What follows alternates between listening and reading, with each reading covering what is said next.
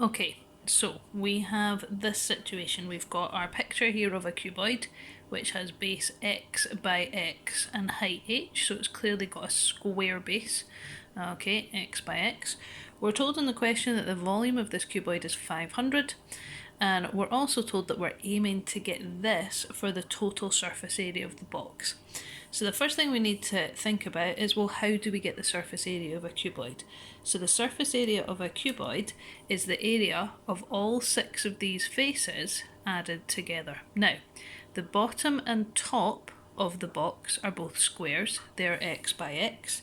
So the area of one of them would be x squared, but we've got 2 of them. So we've got 2x squared. And that looks like a good start. We've still got the 4 sides. Now, because it's a square base, the 4 sides are all going to be the same.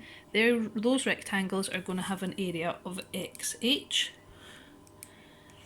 But as we've just discussed, we've got 4 of them, so this is 4xh. So at the moment, the formula we've got for our surface area is 2x squared, which matches that, but 4xh, which doesn't match this. The problem we've got at the moment is that we have this h here, and we don't have an h in our formula that we're asked to try and prove. So we're going to have to do something about that. Now, what we're going to do is use this. We've not been asked to use this yet. Okay, we've not had to deal with the value that the volume is 500. So let's think about what we know. Maths is all about what we know and how we can use that to help us find out.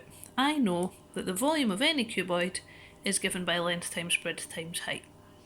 I know that the volume of this cuboid is 500, and I know the length is x, the breadth is x, and the height is h. Now if we simplify that, we would get that x squared times h is equal to 500. Now, go back to what we were looking at. Here we didn't want this h, we want to replace it, we want to get rid of it.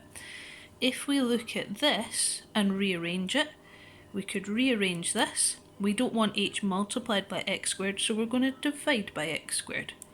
So we get 500 over x squared, just about fits.